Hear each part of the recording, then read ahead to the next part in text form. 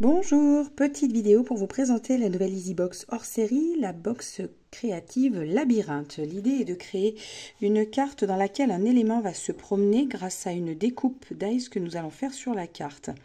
Et vous avez un petit élément qui va se promener donc pour fabriquer également tout le mécanisme de la balade de ce petit objet. Je vous présente un petit peu cette box, je vous montre ce qu'il y a dedans. Alors à l'intérieur, comme d'habitude, un tutoriel avec 6 modèles à l'intérieur, donc des choses très sympas. Voilà. Une feuille A4 craft et une feuille A4 naturelle pour faire vos tamponnages et vos découpes. Nous avons 3 cartes naturelles et 3 cartes couleur lead 20. Voilà. Se trouve également le tampon mots de Noël. Alors ce sont des tout petits mots, mais ils sont vraiment très jolis. Une année, un Noël chaleureux, une année remplie de bonheur, c'est trop mignon, c'est super beau. Nous avons donc les tampons diamants, donc ce sont des petites souris, enfin il y a une petite souris, mais c'est super mignon. Alors, n'est pas compris dans la box, mais vous pouvez acheter à part les dies qui vont vous permettre de faire ces découpes. Parce que vous remarquerez que le tampon du sapin pour faire une découpe correcte, c'est quand même plus sympa. De même que le traîneau, enfin tout, en fait, c'est plus simple avec les dies. Donc voilà, ça n'est pas compris dans la box, mais vous pouvez les avoir à part. Voilà, je vous montre du coup tous les modèles qu'on peut faire avec. Et donc, le dies qui va nous permettre de faire notre découpe labyrinthe. Voilà, donc attention, elle ne passe pas dans la sidekick parce que je pense que la largeur est un petit peu légèrement supérieure en fait au tapis de coupe. Donc il vous faut une Big Shot ou une Big Shot Plus. Voilà. Et bien je vous propose à partir de tout ceci de faire une création. Allez, c'est parti, on y va. Ma découpe a donc été faite. Je viens de retirer le papier sous ma plaque à tamponner pour que vous puissiez voir correctement comment je vais placer tous ces éléments. On va positionner le renne en bas. Alors attention à ne pas lui couper le petit bout de patte. Donc il faut le redresser, peut-être pas trop, voilà, légèrement un peu en biais. Attention également à la partie supérieure là, du tampon pour pas qu'elle soit coupée. On va placer également la petite souris qui, elle, viendra se promener quelque part en haut, par là. Voilà. Éventuellement, on peut commencer à placer aussi les petits bouts de cadeaux qui vont apparaître par-ci, par-là. Qui vont servir de décor. On a celui-ci, on peut peut-être placer celui-là par là. Après, si vous sentez l'âme créative, vous pouvez aussi en dessiner quelques-uns à la main. Ça marche aussi très bien. Voilà, donc on peut déjà placer tous ces éléments. Alors, sachant que ces éléments vont être coloriés aux petites peintures Gansai Tambi que j'aime beaucoup, il va falloir les tamponner avec de l'encre Stazone. Encre Stazone que voici, qui va nous permettre de travailler après avec de l'eau et de manière à justement ne pas faire baver toute notre encre lorsqu'on va les colorer.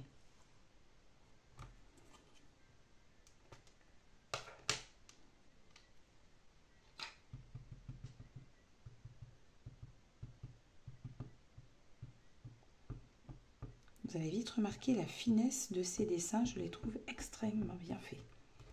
Ils sont vraiment chouettes.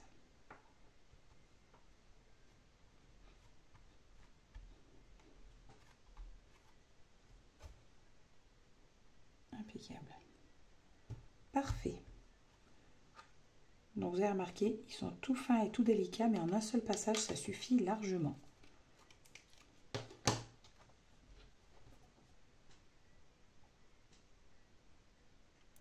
J'ai choisi de colorer mes motifs avec les Gansai Tambi. Donc ce sont ces petites peintures en godet qu'on utilise avec de l'eau et on peut faire des mélanges avec. Donc du coup j'ai choisi de colorer déjà toutes mes petites figurines. Donc pour moi tout est quasiment prêt. Donc pour celles qui ne connaissent pas, je vais juste vous faire voir comment on utilise ces petites peintures là. Normalement je devrais pouvoir vous montrer ça d'un peu plus près. Donc j'ai fait un mélange avec du rose et un tout petit peu de marron pour faire un rouge, mais pas forcément quelque chose de très sombre. Je voulais pas un rouge, un fameux rouge Noël. Le mien il fait un peu quelques reflets rosés. Et donc c'est avec ça que je vais pouvoir faire le bonnet de ma petite souris. Donc peut-être été un petit peu loin. Ok. Donc on l'utilise avec un pinceau à réservoir qui lui-même a déjà de l'eau à l'intérieur. Et il vous faut également un petit peu d'eau à côté parce que c'est une peinture qu'on va énormément diluer. C'est comme ça qu'elle s'utilise, avec beaucoup d'eau. Et ça permet également d'apporter des dégradés. Voilà. Donc on utilise notre encre avec beaucoup d'eau. Donc il vous faut également à proximité aussi un petit, voilà, un petit chiffon, un petit papier absorbant pour pouvoir voilà, humidifier légèrement, mais surtout essuyer votre pinceau quand il est trop plein. Et donc là, en fait, l'idée, c'est de venir vraiment faire des dégradés.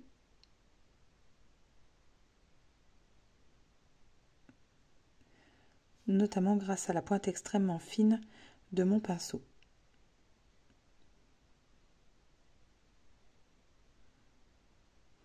L'idéal, c'est quand même de le travailler sur un papier aquarellable. C'est ce qu'il y a de mieux.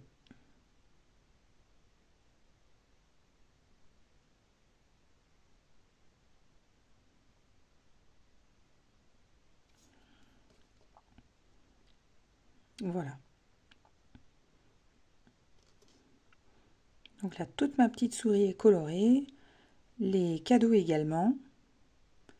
Ainsi que le traîneau et les cadeaux et tout ce qui se trouve à l'intérieur. Donc j'ai tout fait avec ces ces peintures aquarelles Ganzaitambi que je trouve très jolies. Et puis voilà, enfin, si vous regardez sur la souris, on voit bien les dégradés qu'on peut faire au niveau des peintures, au niveau du ventre, de la truffe, enfin tout ça. Par exemple sur le cadeau, pardon, j'ai mis qu'une couche de peinture au niveau du bas du cadeau, mais j'ai mis 2 couches de peinture sur la partie supérieure. C'est pour ça que ça me donne 2 teintes de jaune, alors qu'au final, c'est toujours la même couleur. Voilà, petit cadeau qui se trouve ici et que je vais également colorer. Et en fait, c'est lui qui va venir se promener sur mon décor. Donc, de toute façon, voilà, il me reste quelques couleurs qui... En fait, votre Ganzaitambi, il est utilisable tant que la peinture est humide. À partir du moment où la peinture a séché, c'est pas très grave. Il suffit juste de remettre un petit peu d'eau avec soit avec un pulvérisateur, soit avec voilà un petit peu d'eau que vous mettez dans un petit verre, mais peu importe. Mais voilà, tant que vous avez de l'eau à proximité, vous pourrez réutiliser vos peintures. Je vais rester sur cette peinture un peu rouge que j'aime beaucoup. Qu'est-ce que je fais en rouge? Je vais peut-être faire... je vais faire le nœud en rouge et le cadeau en jaune.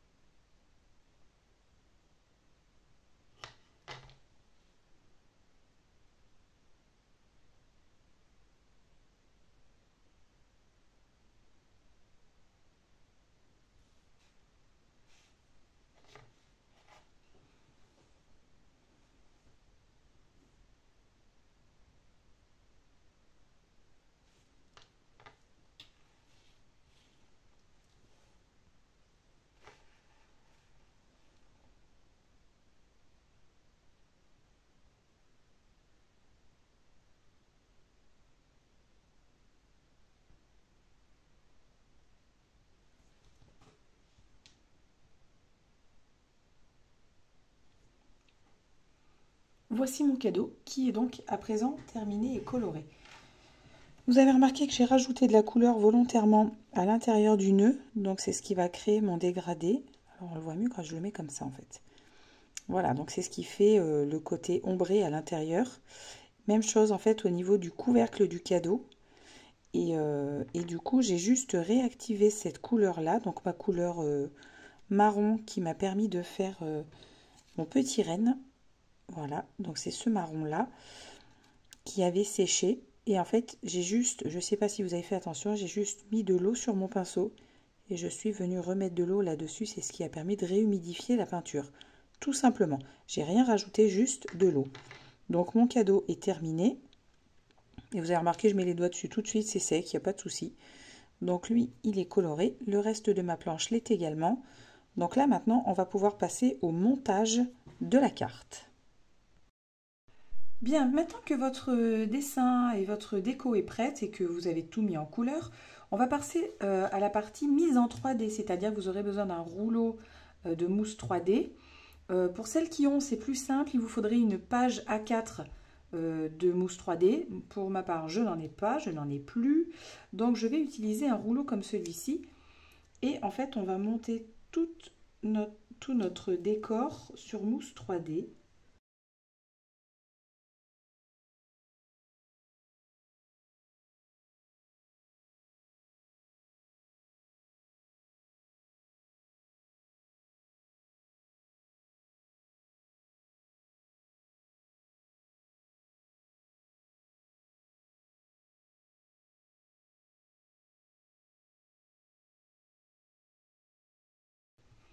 Très bien. Donc voilà, j'ai mis ma colle et ma mousse 3D partout sur ma carte, au verso. Donc avant de retirer les protections, on va fabriquer l'élément mobile. Donc ça, je le garde de côté. Vous allez avoir besoin donc du petit cadeau qu'on a déjà coloré et vous allez avoir besoin de la perforatrice 1,5. Et on va découper 2 ronds. Alors moi, je vais utiliser la chute de ma carte parce que c'est plus intéressant, c'est plus pratique de fonctionner avec quelque chose de cartonné rigide. Ne prenez pas un papier trop fin, ça ne fonctionnera pas. Et donc là, on va découper 2 ronds. On va faire 2 perforations.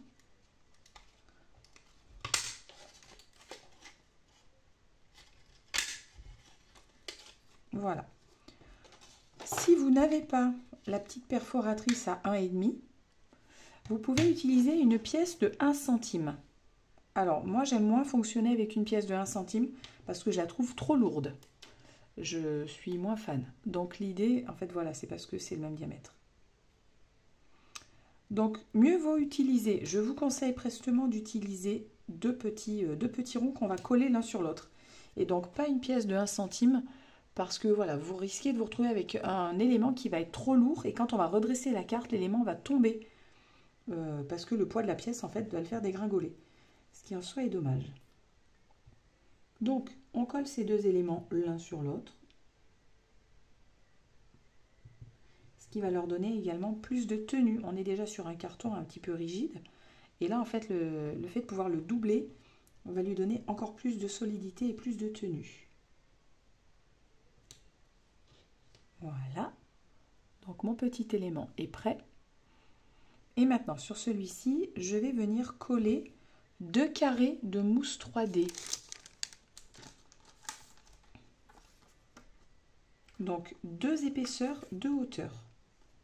Et on va coller notre cadeau là-dessus. Donc premier carré. Et donc deuxième carré. Pourquoi? Parce que du coup, en fait, c'est ce qui va nous permettre de traverser notre première hauteur de mousse 3D. Voilà. Et maintenant, je viens coller mon élément. Alors, soit on le fait passer avant, soit on le fait passer après. De toute façon, quoi qu'il advienne, ça passera. Ah, voilà, on recommence.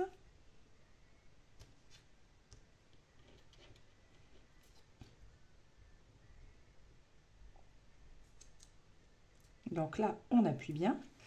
Et donc, hop, je récupère tout ceci que je vais venir coller sur ma carte, tout simplement. Et c'est ce qui va permettre à mon petit cadeau, vous voyez, de se promener dans le labyrinthe. Donc maintenant, je vais retirer toutes les mousses 3D, toutes les protections des mousses, et je vais venir les coller tout autour. Alors j'ai juste un doute en fait sur celle-ci qui est très très près du bord. Je vais vous faire voir un petit peu plus près. Et en fait, j'ai peur que ça coince et que ça empêche le passage. Vous voyez, là j'ai de la place pour passer entre les deux mousses 3D, il n'y aura pas de souci. Là c'est pareil, je vais réussir à passer tout autour. Mais là sur cette longueur, j'ai un petit doute quand même. Donc je pense que je vais utiliser avec un cutter, j'en ai un qui est un petit peu plus vieux, donc même s'il a des traces de colle, c'est moins grave. Et je pense que je vais venir retirer une partie de l'épaisseur de ma mousse 3D. Donc une fois que vous avez découpé pour laisser suffisamment de marge à votre petite pièce pour se balader, donc en fait voilà, l'idée c'est vraiment que votre pièce ou votre insert en fait puisse se balader facilement. Pour être sûr, je vous conseille en fait de retourner et de poser à plat comme si c'était collé. Et après vous allez promener votre insert, en fait votre élément mobile tout autour de la carte pour voir où est-ce que ça coince. Voilà, et si ça passe partout. Si ça passe bien partout, vous n'avez pas de souci, c'est que ça va fonctionner. Et si vous sentez qu'à un endroit ça coince, voilà, comme moi ça coince encore. Ça coince encore à cet endroit-là, donc ça veut dire qu'il faut que je continue à en enlever un petit bout. En fait, c'est là. Ça y est, j'ai compris. Donc j'en ai retiré un peu partout tout autour, histoire d'être vraiment sûr. Alors attention, n'en enlevez pas trop, hein. L'idée, c'est d'enlever juste aux endroits où ça coince. Il faut quand même que votre carte reste montée sur mousse 3D. Hein. Qu'il n'y ait pas des endroits où ça puisse s'affaisser, sinon ça ne marchera plus, vous n'aurez plus du tout l'effet escompté. Donc là, je vais replacer mon élément mobile. Dans le bon sens, ça peut servir. Voilà. Donc là, si je me rappelle bien, là, il n'y a pas de souci. Là, il n'y a pas de souci. Là, ça coincé. Finalement, ça passe parce que j'en ai enlevé un peu. Là, je peux revenir. OK et OK. Donc, il fonctionne bien partout. Super. Donc là, maintenant, je vais pouvoir venir coller ceci et venir le coller sur ma carte. Donc, elle doit s'ouvrir dans ce sens, comme ceci. Je laisse bien mon élément mobile en place. On va essayer de faire en sorte de pouvoir retirer toutes les protections sans coller l'élément mobile, sans le coller quelque part, parce que sinon ça ne fonctionnera plus.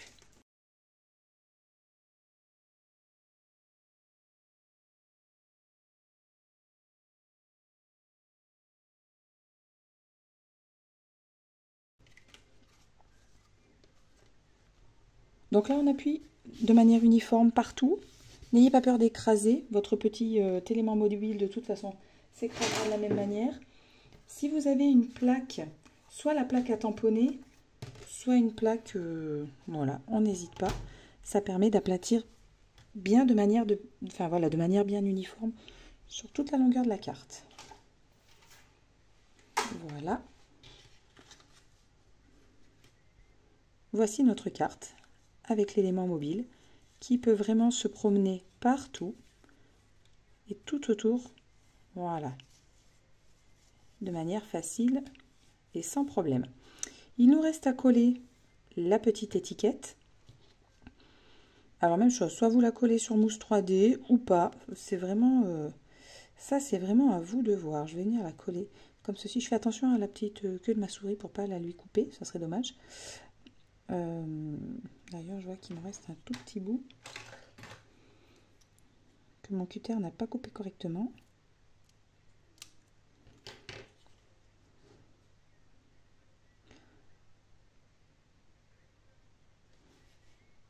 Et je vais venir juste la placer ici. Et voilà, notre carte est terminée. Donc, on a juste utilisé donc le labyrinthe. Je vais vous faire un deuxième modèle avec ce labyrinthe pour vous faire voir qu'on peut l'utiliser en dehors du thème de Noël. Et je vous poste ça très bientôt. Bonne soirée, bon scrap!